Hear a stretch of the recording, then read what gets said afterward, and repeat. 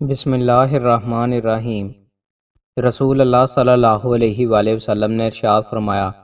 جو کوئی بندہ اللہ سے دعا کر کے مانگتا ہے، اللہ اسے یا تو اس کی مانگی ہوئی چیز دے دیتا ہے یا اس دعا کے نتیجہ میں اس دعا کے مثل اس پر آئی ہوئی مصیبت دور کر دیتا ہے، جب تک اس نے کسی گناہ یا قطع رحمی رشتہ ناتا توڑنے کی دعا نہ کی ہو۔ رسول اللہ صلی اللہ علیہ وآلہ وسلم نے ارشاد فرمایا،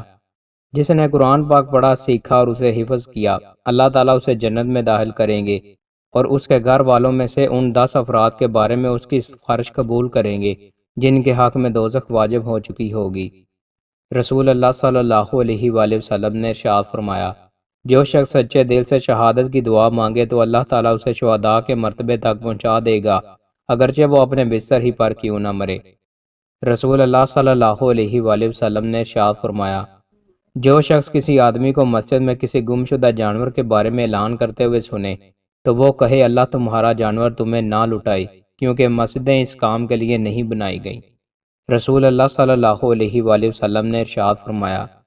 شیطان تمہارے کسی شخص کے پاس آتا ہے تو وہ کہتا ہے،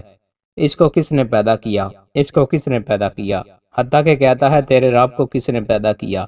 پس جب تم میں سے کوئی اس حد تک پہنچ جائے تو وہ اللہ کی پناہ طلب کرے اور اس شیطانی خیال کو چھوڑ دے۔ رسول اللہ صلی اللہ علیہ وآلہ وسلم نے ارشاد فرمایا،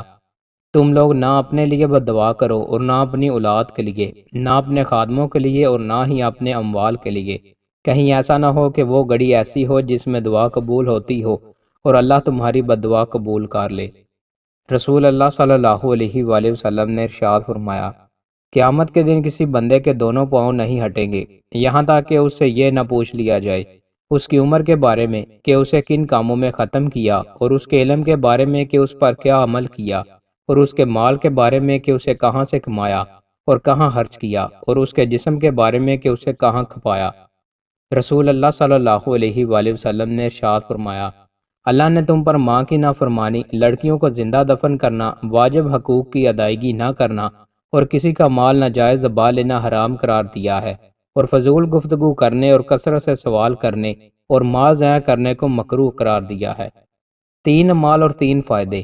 رسول اللہ صلی اللہ علیہ وآلہ وسلم نے ارشاد فرمایا، جس نے اپنے غصے پر قابو پایا، اللہ تعالیٰ اس سے اپنا عذاب روک لے گا۔ جس نے اپنی زبان کی حفاظت کی، اللہ تعالیٰ اس کے عیوب پر پردہ ڈالے گا، اور جس نے اللہ تعالیٰ سے معذرت کی تو وہ اس کا عذر قبول کرے گا۔ دوستو، مزید اچھی ویڈیوز کے لیے ہمارے چینل کو سبسکرائب لازمی کریں۔ بہت شکریہ۔